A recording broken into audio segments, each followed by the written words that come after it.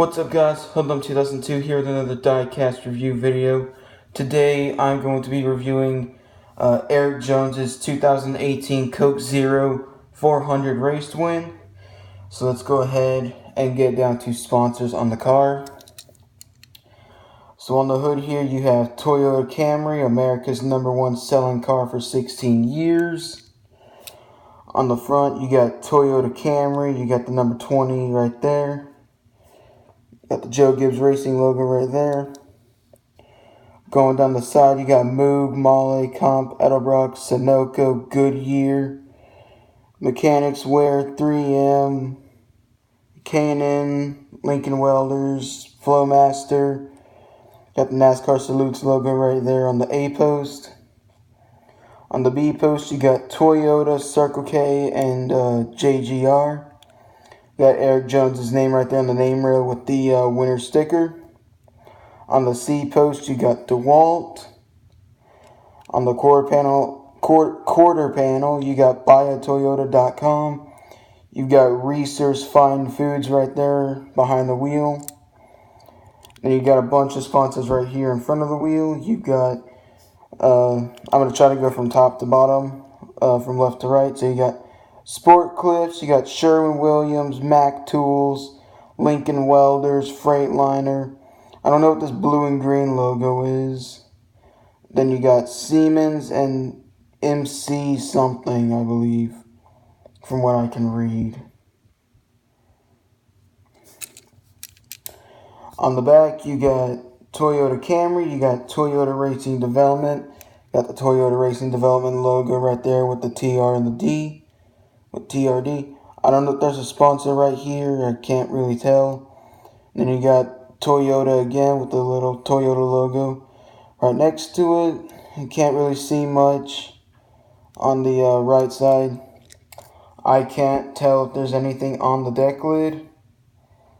If I had to take a guess, it's probably like Toyota or something like that, but I cannot see what is being said on the deck lid. But on the roof, you got Toyota with the Toyota logo again. And then, of course, you got the same stuff down the other side as usual. So now, let's get probably to the most interesting part of the video, and that's going to be the damage and such. And this car is covered in confetti. But anyway, so on the front of the car, you can see a bit of dirt and stuff all around like the grill opening. You can see bits of a grill tape underneath the M and Camry. A lot of rubber and stuff. There's like pieces of confetti like all over the headlights. Got a big chunks of confetti right there. Got some confetti right here by the C and the A. Got another bunch of confetti right there by the other headlight. Hood is just littered with confetti. I remember I saw this on Twitter. There's a Twitter account and they post like the ETAs and stuff for Diecast. They have more of a partnership with Plan B Sales, but they posted the reference photos, and if you look, the whole entire hood was covered. Like the whole hood was covered. You could not read Toyota Camry on the hood of the car. So in order for this diecast to be made, they literally had to remove majority of the confetti that was around the hood just for the logo to be seen, for this car to get the approval to be made. So going down the side here, still lots of confetti. You can see some like scratches and stuff all along this white little strip right here by the 3M logo. Lots of confetti down the side of this car.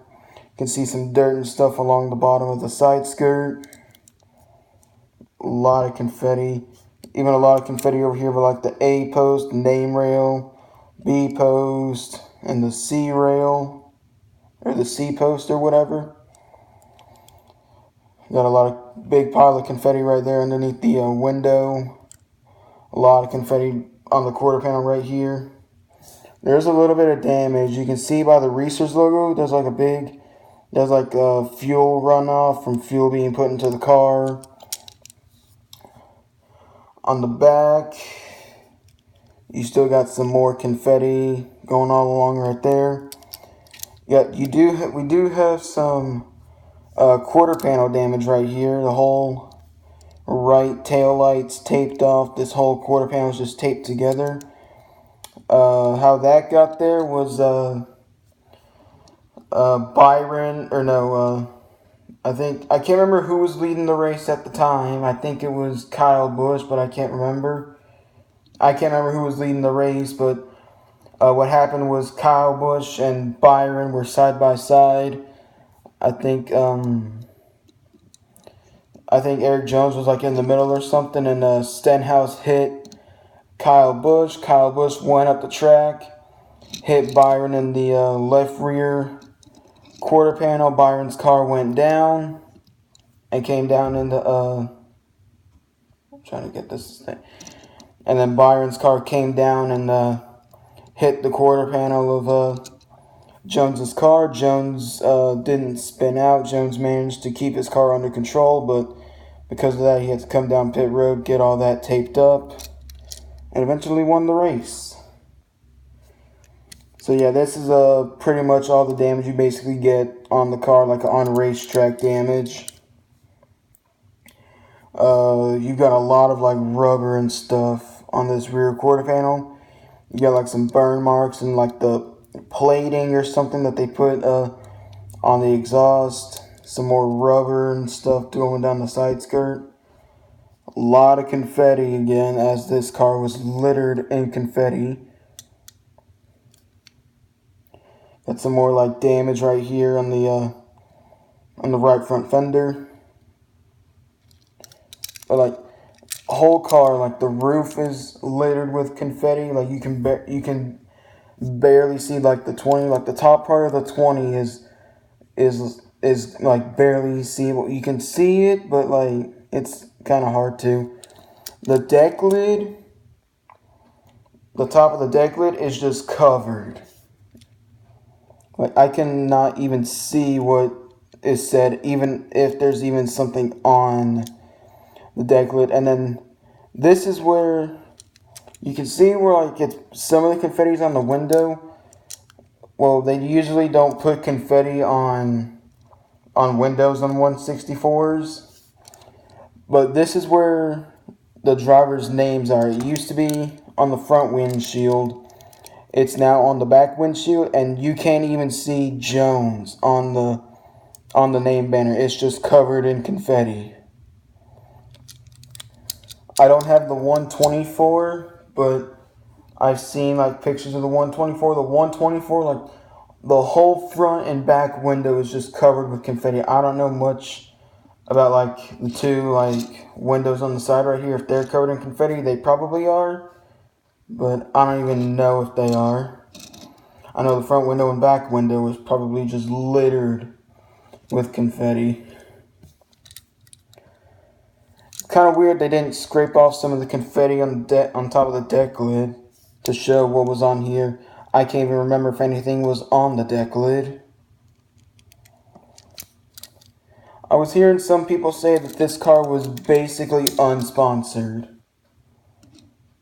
Usually whenever a car is unsponsored, they'll literally just put the brand of the car on it. So like the hood, it doesn't even have like Circle K or DeWalt or something like that. Like he's still got sponsors. He's got DeWalt. He's got Reese's. They just probably didn't. They obviously didn't sponsor for Daytona. So basically going into Daytona, Jones didn't have a sponsor. So literally, what you'll mostly see about unsponsored cars is they'll just have the brand of the manufacturer on the car. So obviously the hood, you literally just have Toyota Camry and it just says America's #1 selling car for 16 years. You've literally got a website literally just called buyatoyota.com. Toyota is also on the roof. Toyota Racing Developments on the back. Got another Toyota logo right there. So there's not a whole lot of times unsponsored cars win a race, yet I'm saying this, and Brett Moffitt went and won at Chicagoland in the truck race just this past Saturday. Trying to think. I think even Ricky Stenhouse won a race at Iowa in the Xfinity Series unsponsored. Like, the car was just plain white. I don't know what year it was. I think it was like 2011 or 2010. And I think he also had like a tire go down during that race, and Carl Edwards or someone behind him hit him across the finish line. I can't remember.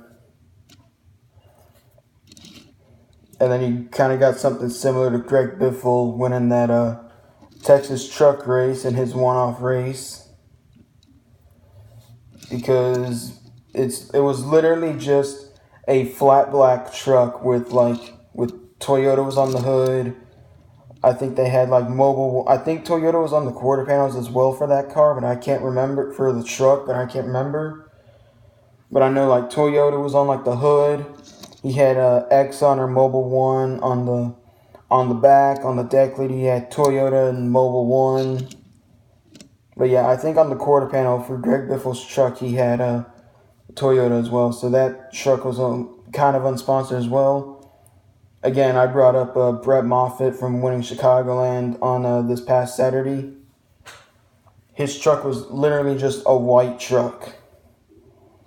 Like, he still had like all the contingencies and stuff, but it was just like a white blank truck. There was no sponsor on the hood, no sponsor on the quarter panel, no sponsor on the deck lid.